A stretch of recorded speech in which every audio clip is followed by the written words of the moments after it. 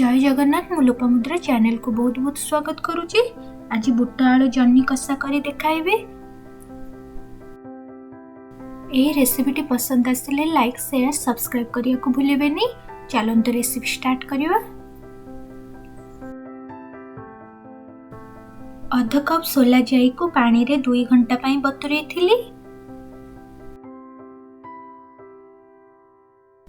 सोला जाई रे लूण हल्दी पकाई के गोटे सीटी देई के सिजाइबा।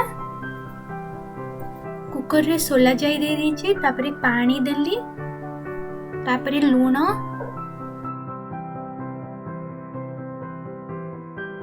तापरे हळदी गुंड दे गोटे सीटी पई वेट करिबा।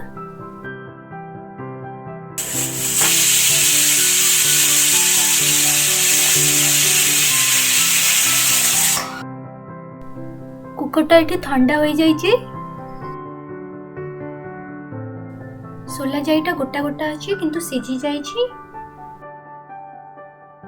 सोला जाई रे पानी रो क्वांटिटी एतिकी ही रखिछि।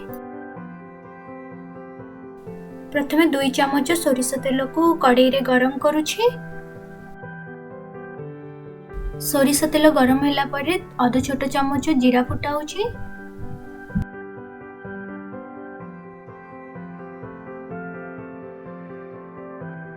तापरे गोटे मीडियम साइज रो पियाज कटा को भाजीबा।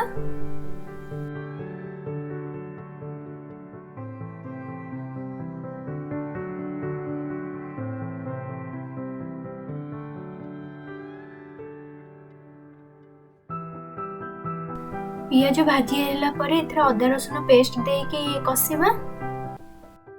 कड़ाई रे 5 ରୁ 6 चम्मच अदा रसुन पेस्ट देछि। 2 ରୁ 3 मिनिट पई पियाज रो अदा रसुन पेस्ट को कसिबी। बस अदा रसुन रो पेस्ट रो गंधटा छाड़ीबा पर्यंत कसिबी। गोटे कंचा आलू को एथिरे पकेई भाजीबी। बस 2 ରୁ 3 मिनिट भाजिला परे कवर दे के 5 मिनिट सिझीबा पई छाड़ी देबी।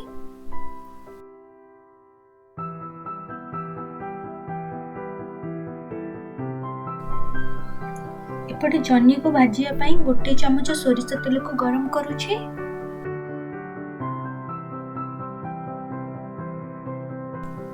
गोटे बड़ जन्नी को एमिति चोपा छड़ाई की लंबा करी काटिछि, जहा को तेल रे भाजीबी।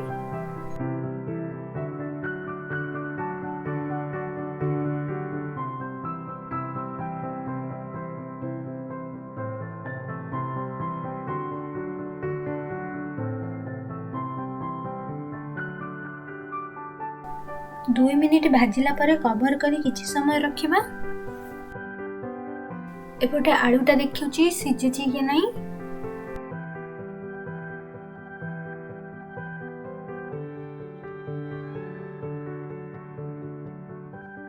आलूटा एठी परफेक्टली सिझी जाइछि। एबे जन्नी को कवर काढी के चेक करिबा।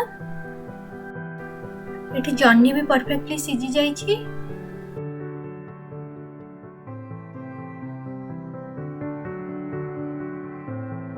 एबे ही भजा जन्नी को गोटे जगह रे काढी देबा।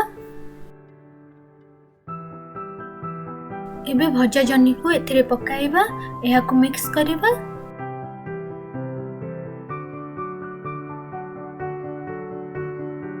कंचा टमाटर को एहा ऊपर दे के भाजीबा।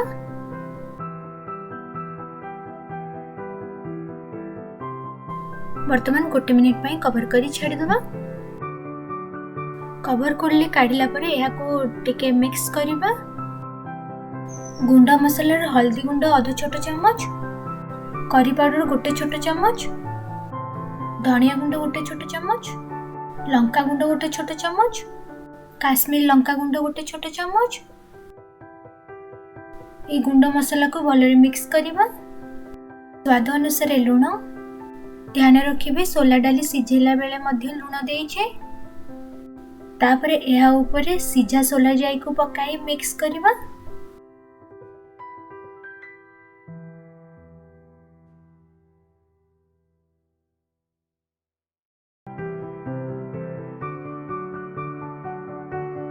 तापरे एहा को 3 मिनिट कवर करी छाडी देबा।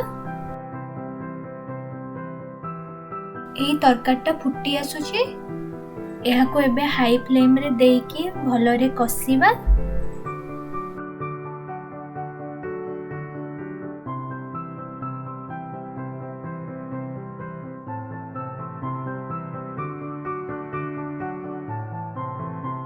यही सोला जाई जन्नी कषा रेडी हो जाइए।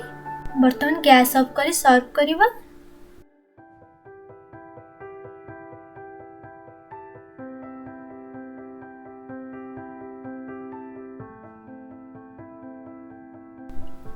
एही नुआ शैली रे तैयारी गरम गरम सोला जाई आलू कषा रेडी हो जाइए। एहाकू घरे ट्राए करी निज परिवार सह गरम भात रुटी सह खाआंतु। केमिति लागिला कमेंट सेक्शन में कमेंट करिया को भूलिबे नहीं, शेयर करिया को भूलिबे नहीं। चैनल रे जदि नुआ आसी चंती ताले सब्सक्राइब करिया को मध्य भूलिबे नहीं।